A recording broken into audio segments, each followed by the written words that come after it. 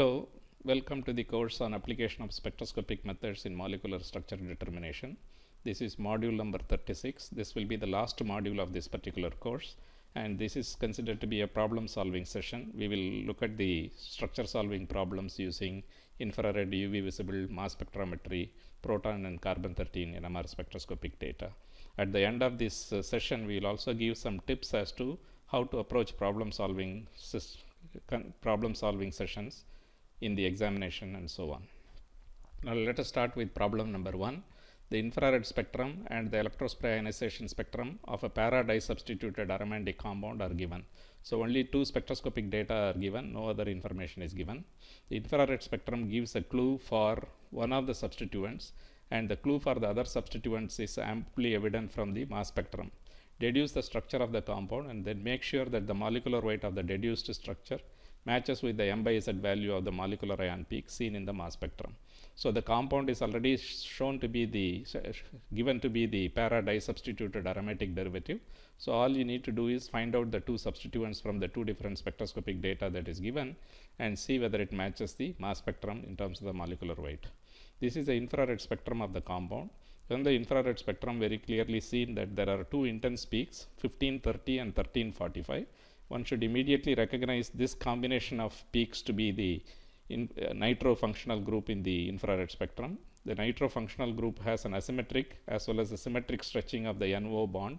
The asymmetric stretching comes at 1530 and the symmetric stretch comes at a lower frequency of 1345, and hence one can confirm the presence of a nitro functional group, which is one of the substituents probably in the para-disubstituted derivative from the infrared spectrum.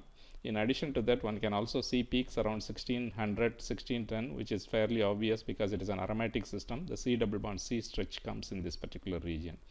We don't know what is this peak due to. It may be because of the other functional group. We will see whether we can find out whether 855 corresponds to the other functional group. For the time being, let us not worry about the assignment of all the other peaks. We should be happy that we have been able to identify the nitro functional group from the infrared spectrum very clearly. This is the electron impact ionization mass spectrum of the compound. The striking feature of this particular compound is that the molecular ion peak, we have to assume that this is the molecular ion peak, and the molecular ion peak is a doublet of two mass unit different, 215 and 217. The 215-217, which is a 1:1 intensity ratio, and the 169 and 171, which is also 1:1 ratio, confirms the presence of a bromine atom in the molecule. So the other substituent actually might be the bromine substituent. Therefore, the two functional groups, which are the NO2 and the bromine, are identified. The NO2 is identified from the infrared spectrum, and the bromine is unambiguously identified from the mass spectrum of this particular compound. So if it is a disubstituted phenyl derivative, the molecular mass for the C6H4 unit will be 76 mass unit. Bromine will be 79 or 81 depending upon which isotope we are referring to. Both are 1:1 ratio, and the NO2 molecular weight is 46. If you add up the phenyl, bromine and NO2, which are the three functional groups that we already know, it amounts to 201. The molecular weight is actually 215, that is 14 mass unit less than the molecular ion peak. This would mean that the missing group could be a CH2 functional group that may be present in this system. So based on this information, the two possible structures that can be written for this particular molecule, both are para-disubstituted. Both of them contain the Br and the NO2 group. In addition to that, we have added a methylene group. The methylene group is added between the nitro and the phenyl in this particular case, and between the bromine and the phenyl in the other case. So we have to now identify which one of these structure actually corresponds to the mass spectral data that is given here. There is an intense peak at 136, which is the base peak, due to the loss of bromine atom. Remember, whenever bromine is there, it would be a doublet of two mass unit different with the 1:1 intensity ratio. If you subtract 79 from 215, you'll essentially get 136. So the loss of bromine gives a base peak at 136. This would imply that the bromine is actually attached to the side chain, because the benzyl bromide kind of a system readily undergo the rupture of the carbon bromine bond, rather than an aromatic bromide where the rupture of the carbon bromine bond is much more difficult. So most likely the structure is para-nitrobenzyl bromide for this particular compound. So it's a fairly simple problem that we dealt with. Let us go to problem number 2.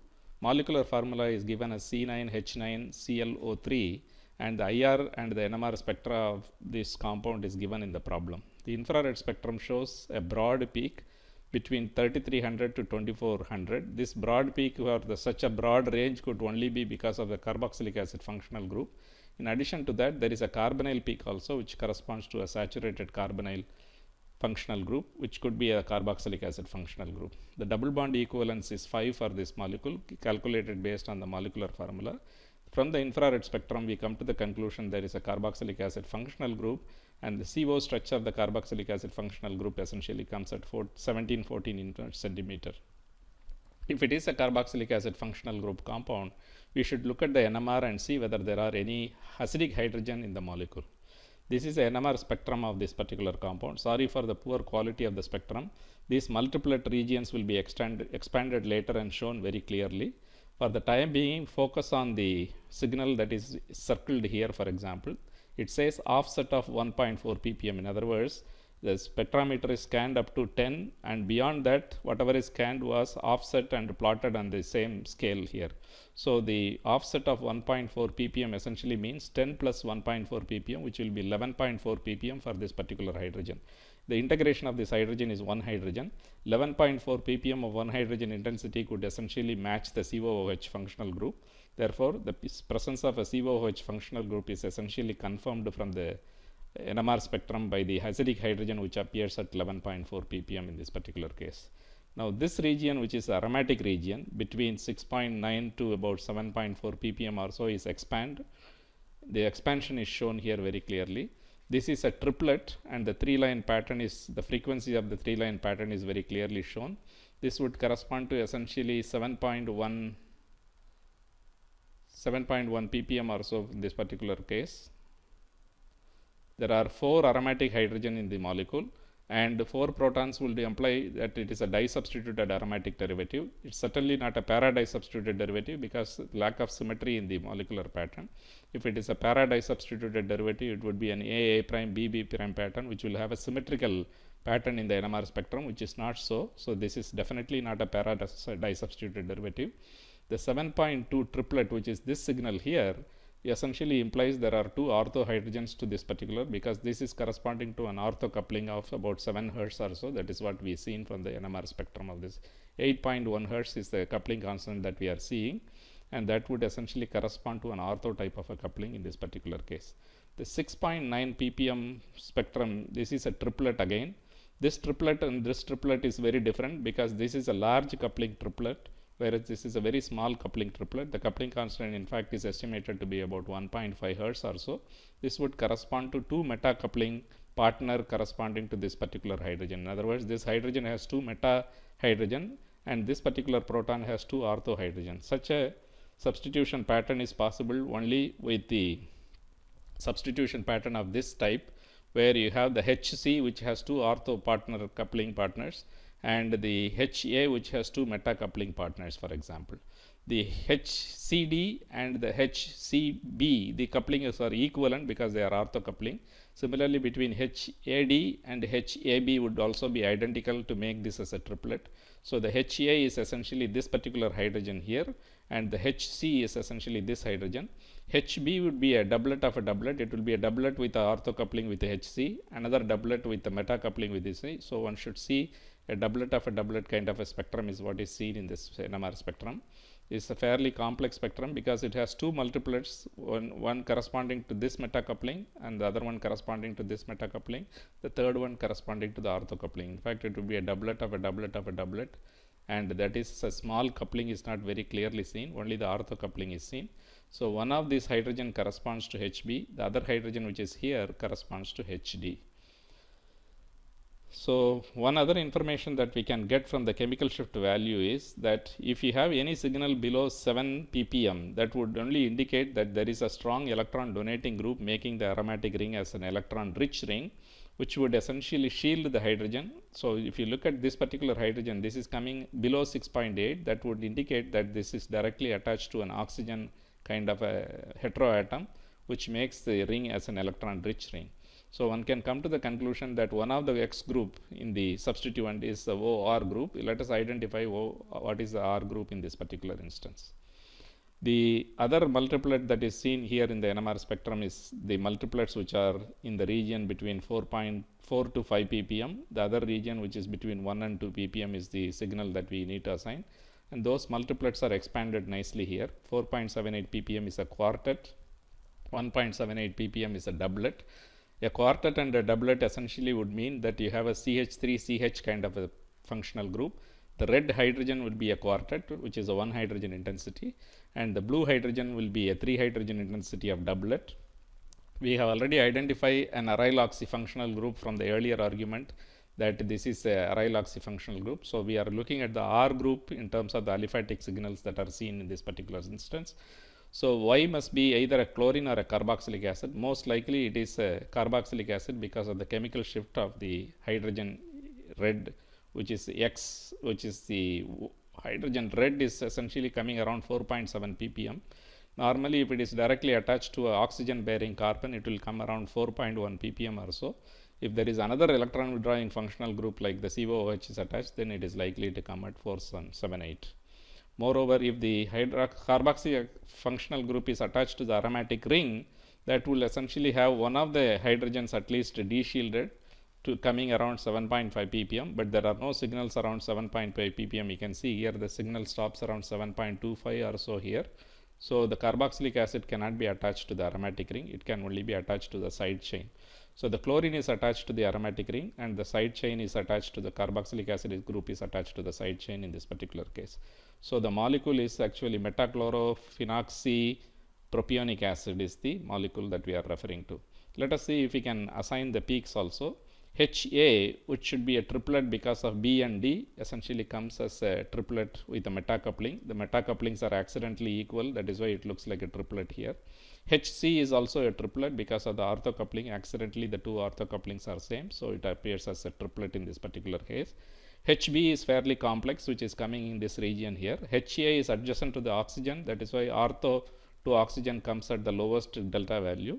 So HD will have a orthocoupling and two metacoupling partners, HA and HB. Maybe the HA HD coupling is different from the HB HD coupling, so it is fairly multiplet kind of a thing is what is seen here. I would say this is a doublet because of orthocoupling, again doublet because of the metacoupling, one more doublet because of the coupling with the partner B, for example.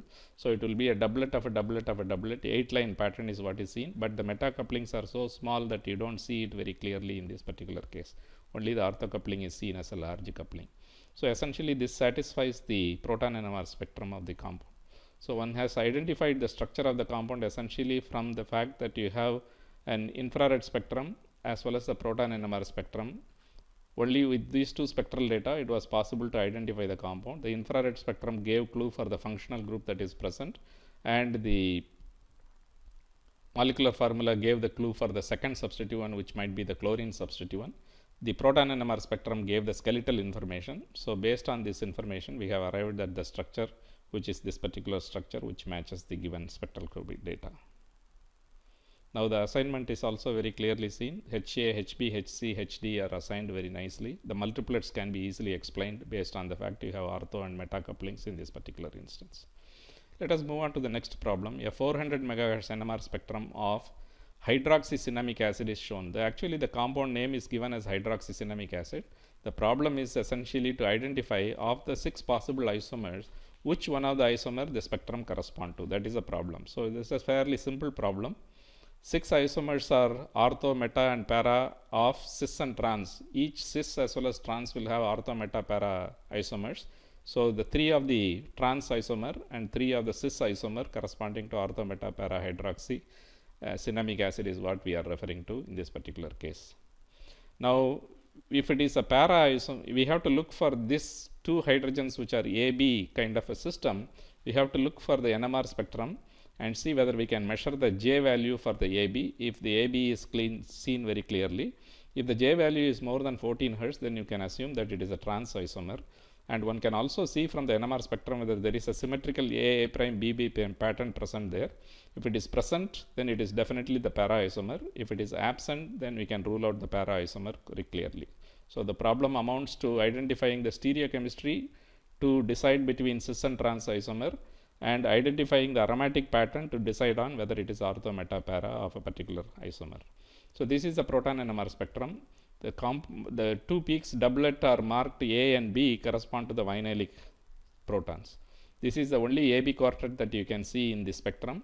So this would correspond to A, which is close to the benzylic position, that is a beta hydrogen, and this is corresponding to the alpha hydrogen. This is a 400 megahertz NMR spectrum. The spectroscopy data is given as 400 megahertz. So 1 ppm essentially corresponds to 400 hertz in terms of the width of this particular 1 ppm would correspond to 400 hertz. So you need to calculate the width of these two lines or the width of the two lines as indicated by the red double-headed arrow. You can either measure the coupling constant here or measure the coupling constant here. I have done so.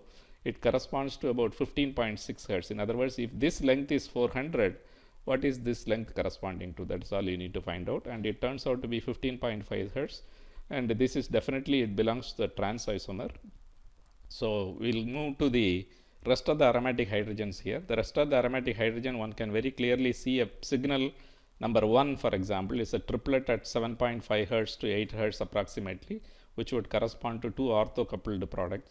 In other words, this proton, aromatic proton, has two ortho-coupled partners, so it appears as a triplet, for example. And signal number 2 and 4 are essentially having an ortho coupling and a very small coupling, which might be meta coupling. You can barely see the coupling. The coupling is ortho here, and within the line here there is a small coupling, which is a meta coupling probably. Signal number 3 is essentially a singlet. It may be a small doublet may be present here because of a very small meta coupling kind of a system. So based on this information, we can arrive at the fact that this has to be a ortho hydroxy or a meta hydroxy kind of a system, definitely not a para hydroxy kind of a system. One can rule out this structure also essentially because this hydrogen, which has two adjacent ortho hydrogen, would be a triplet, and this hydrogen, which also has two adjacent ortho hydrogens, would be a triplet. But you see only one triplet in the spectrum. So these two hydrogens, which would have been two triplets in the spectrum, this spectrum doesn't have two triplets, so this can be easily ruled out as a structure. So the structure has to be the meta hydroxy cinnamic acid. Now we can assign, for example, the H1, H2, H3, H4 very easily. Sorry, this is H2 and this is H3. I have mislabeled it. This is supposed to be H2. H1, H2, H3, H4 is the signals that we see for the corresponding. So one can interpret H1 to be a triplet because of coupling to H3 and H2, H4 and H2. And this would be essentially a singlet, which is H3, for example. This would be an ortho coupling partner and a meta coupling partner. So most likely it is the H2 here, which is this H2 here. H3 will be again a two meta coupling partner and no ortho coupling partner is there. So essentially H3 will be essentially a singlet in this kind of a system. Let us move on to the next problem. This is problem number 4. This is molecular formula is given and the infrared UV visible spectrum, mass spectrum and NMR data is also given. This is the infrared spectrum of this compound. There are no peaks that are corresponding to the OH, NH, SH region or the carbonyl region. So the infrared spectrum is not very informative in this particular case. However, we can conclude that there may be an unsaturation in the system which corresponds to 1600 peak at C double bond C stretching frequency is there. All the other peaks are coming in the fingerprint region. One can, for example, assume that the peak around 1350, which is this particular peak, and the peak around 1180, which is this particular peak, may be because of a sulfur oxygen stretching frequency, because sulfur is present in the compound. We are assuming this. If it is a SO2 kind of a group, this could be an asymmetric stretch frequency of the SO, and this could be a symmetric stretch frequency of the SO. But that is a very tentative assignment, but we are not sure about this particular assignment. We need another confirmation to make sure that this assignment is correct. Proton NMR spectrum is very nice. You have a AB quartet, A prime, B prime kind of a pattern, which immediately tells you that in the aromatic region you have a paradise substituted derivative kind of a thing. And then 4.1, a quartet of 2 hydrogen intensity, 7 Hertz coupling, and a triplet of 1.3 ppm of 7 Hertz coupling. These are the coupling partners. So this would essentially amount to OCH2 CH3. OCH2, because this is about 4.1, the large chemical shift value tells you that it has to be attached to an oxygen and nothing else that would come in the 4 region of the NMR spectrum. The 2.45 is a singlet This would mean that it is attached to an aromatic functional group. It could have been an acetyl type of functional group, but there are no carbonyl peaks in the infrared spectrum, so this can be easily ruled out. In the absence of the infrared spectrum, you cannot rule this out, but in the presence of infrared spectrum which shows clearly there is no carbonyl functional group, this can be ruled out very easily. So this is a aryl CH3 kind of a group. So if you take the aryl CH3, which is a para substituted aryl CH3, and OCH2CH3 and subtract it from the molecular formula, the balance will be SO2. So we have identified the fragments that it is a para-toluyl Y substituted derivative, and it is a ethoxy functional group is there and SO2 functional group is there. You need to put them together. You arrive at the structure that it is a para-toluyl benzene sulfonic acid ethyl ester. In other words, ethyl para-toluene benzene sulfonate is the structure of the compound. Now we have to ascertain whether the mass spectra and the carbon-13 data also fit this particular structure. This is the mass spectrum of the compound. The molecular ion peak is very clearly seen at 200. Loss of 28 mass unit corresponds to 172, and loss of 45 mass unit corresponds to 155, and from here loss of 64 mass unit corresponds to 91. So let us see if this particular peaks, these peaks can be identified by this fragmentation pattern. This is para-methyl benzene sulfonic acid ethyl ester. This is a carbonium ion that is formed, carbocation that is formed in the mass spectral condition. A beta hydride shift would essentially release the ethylene unit, which is a 28 mass unit loss. From the molecular ion peak, if you subtract 28, we get 172. There is a peak at 172. And a simple fragmentation corresponding to the sulfur oxygen bond here with the loss of ethoxy functional group, which is a loss of 45, would essentially correspond to molecular ion losing a ethoxy radical to give 155 peak, which is this particular peak. Loss of sulfur dioxide from this molecule will essentially give you the para-toluyl cation, which is a 91 peak. So all the mass spectral data can be satisfactorily explained by a simple fragmentation pattern of this kind for this particular molecule. The carbon-13 spectrum can also be easily assigned. The two low intense peak would be the ipso peak. One correspond to the one that is attached to the sulfonyl group will have the higher delta value. The second one attached to the methyl group will have a lower delta value. And the CH carbons, which are the 3 and 4, can be assigned like this. Adjacent to the sulfonyl would be 4, and adjacent to the 3 would be essentially this particular assignment will be correct. Now the CH2, which is attached to the oxygen, will come around 65 ppm or so. In this particular case, it comes around 67-68 ppm or so. The CH3, which is aromatic CH3, comes around 20 ppm, and the terminal CH3 would come around 10 to 12 ppm, which is this particular peak that is seen here. And off resonance spectrum also very clearly tells us that this is a CH2, this is a CH3, and this is a CH3 peak. So essentially carbon-13 spectrum as well as the proton NMR spectrum, mass spectrum are easily fitted into this particular structure. The only thing that is remaining is the UV visible spectrum. The UV visible spectrum confirms that it is an aromatic compound because of the large absorption that is happening between 200 to 350 nanometer. The absorption maximum is so high that you don't see it very clearly. It goes beyond the scale that is shown here. There is a band at 270. This could be the longest wavelength absorption band of the aromatic pi-pi star transition, or it could also possibly the n-pi star transition because of the SO group. We are not very sure about it. Most likely this is the longest wavelength absorbing aromatic pi-pi star transition. One can easily calculate the epsilon value and find out whether it is a forbidden transition or an allowed transition. This is something exercise we have already done. The mass is given. The molecular weight is also known from the mass spec. The cell dimension is given here, and the absorption corresponds to about 0.7 or 0.6, 0.875 or so in this particular case. So using Beer-Lambert's law, one can calculate the epsilon value, which you can do it yourself. Now let us see if we can give you some tips for the problem solving session. First of all, always use logic to solve the structures of structural elucidation problem. Do not do any kind of a guesswork, because guesswork can actually lead you in the wrong direction and end up in a mess of things which is not easy to solve afterwards. Check whether the molecular formula is given. If it is given, use it to find the degree of unsaturation.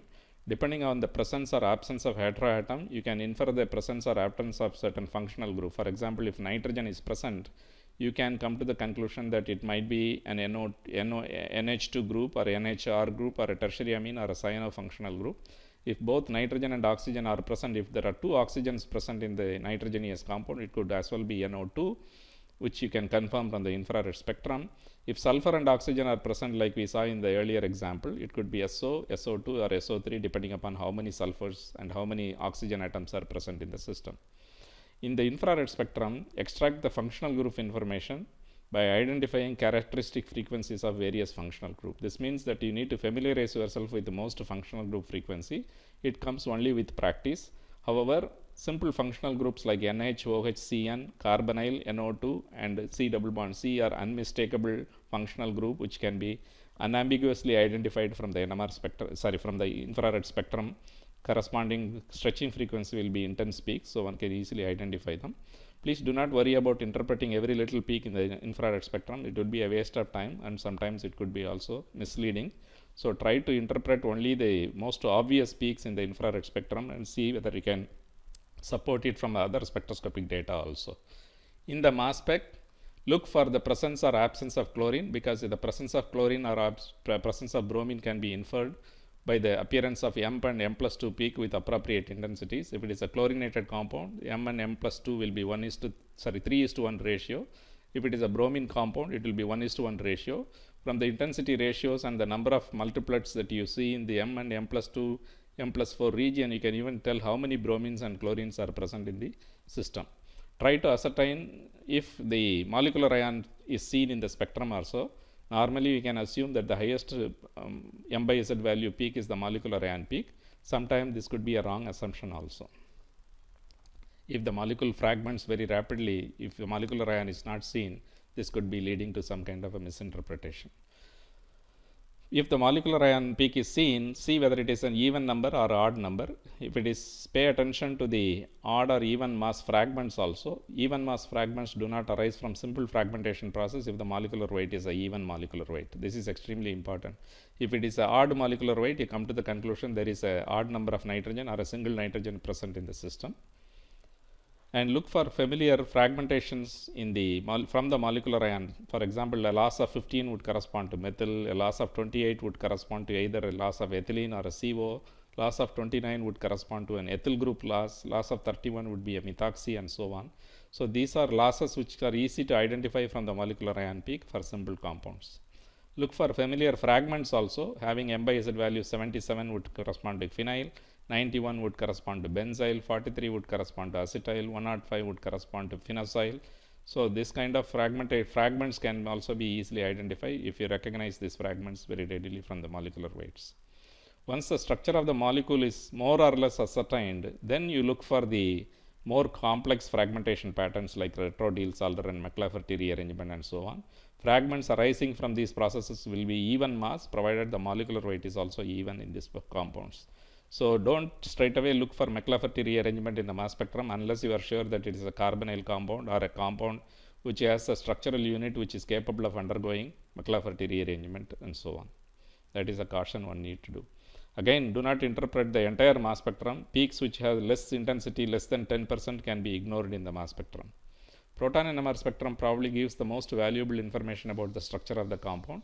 So from a quick glance of the spectrum, ascertain the nature of the compound to be either aromatic, unsaturated or saturated aliphatic compound, because they have very characteristic region. Between 7 to 8 ppm is aromatic, between 5 to 7 ppm is unsaturated compound, aliphatic compound. Saturated compounds typically come between 1 ppm and 5 ppm or so, depending on how many substituents are present in the system. You must use all the three parameters. One can get the parameter of delta, J as well as integration value. Don't try to ignore any of these parameters. Use all of them in conjunction in problem solving session. Check if the number of protons in the molecular formula matches with the total integration, because each integration would correspond to a certain number of hydrogen. If you add up all the integration, that should match the molecular formula of the particular compound, the number of hydrogen present in the molecular formula. Look for exchangeable hydrogen. They are easy to identify because they are very broad, and usually the D2O exchange information is often given in the spectral data. If the compound is aromatic, see if you can recognize the substitution pattern. Para substitution is the easiest to recognize because it is a symmetrical AA prime BB prime pattern. We have also seen some examples of the meta substitution pattern. If you can recall this pattern during the problem solving session, it will be nice to figure out the number of substituents. Look for AV or AA prime BB pattern in the aliphatic region also. This might be because of a diastereotopic type of hydrogen. From the splitting pattern, try to identify the molecular fragment. For example, ethyl group, isopropyl groups are easy to identify from the splitting pattern.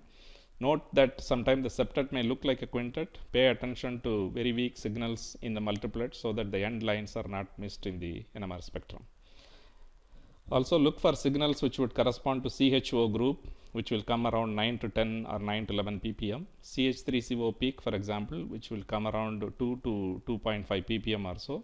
COO C2H5 ppm, this would come around 4.1 ppm or so. These are very characteristic chemical shift and multiplicity pattern, correspond to certain functional group which should not be missed in the NMR spectrum. Carbon-13 spectrum, one can look for low intensity peaks corresponding to carbonyl, cyano and acetylenic carbon, because these only carbon-13 gives signature for this kind of functional group besides the infrared spectrum. One can always use the carbon-13 data as well as the infrared data to confirm the presence or absence of this kind of functional groups. Try to count the number of quaternary carbons and the number of carbons that has proton attached to it based on the intensity. Usually the quaternary carbons are low intense in nature and the carbons attached to hydrogens are high intensity in nature. And if off-resonance spectrum is available, make use of the information of the off-resonance spectrum. In the off-resonance spectrum, if there is a triplet in the olefinic region, you can be very sure that it is because of a terminal olefin with the C double bond CH2 kind of a functional group being present there. Mostly symmetry reduces the number of signals in the carbon-13 spectrum. One can tell for sure from the symmetry how many signals are to be expected for a given compound. The example is anthracene has 4 signals, whereas phenanthrene has 7 signals, because phenanthrene is less symmetric than the anthracene molecule, for example. So check for the number of signals that is expected based on the structure and the number of signals that is actually seen in the NMR spectrum. After the structure is deduced, try to assign all the carbon atoms to various signals and see if they match well in number as well as the delta value. In other words, the number of signal expected and the actual signal seen should match each other. The number of carbons that is seen in the structure that is arrived at should have the sufficient number of signals in the carbon-13 spectrum. Watch out for overlapping signals. Sometimes this is indicated in the spectrum. Often it is difficult to figure this out in the aromatic region. So be careful about that. After all the fragments are identified, one need to connect the puzzle in a logical manner to arrive at the final list of candidates containing one or more structures. In other words, you don't rule out any structure without any logical reason. Just don't assume that it's a wrong structure. Try to analyze the structure, get back to the infrared, mass spec and the NMR data and see if the structure fits all the data or not just one or two spectroscopic data. Once the range of spectroscopic data is given, the final structure should match all the spectroscopic data. It should not match only mass spec and not NMR, only IR and not NMR. That kind of argument is not a valid argument. It is very important because oftentimes the students do not go back and check the spectroscopic data for the structure that they arrive at. Often they can come to some wrong conclusion and make mistakes in the structural assignment if you don't go back and check it properly. Make sure the molecular formula matches with the given molecular formula. The structure that you arrive at has the molecular formula. It should match with the given molecular formula if the molecular formula information is given. Please note that familiarity with infrared spectral frequency, NMR delta J value comes only with practice. So the more problems you try to solve, the more familiar you will become in solving the structure illustration problems carefully. I hope these tips are very useful to you. Good luck in your examination and thank you very much for your kind attention.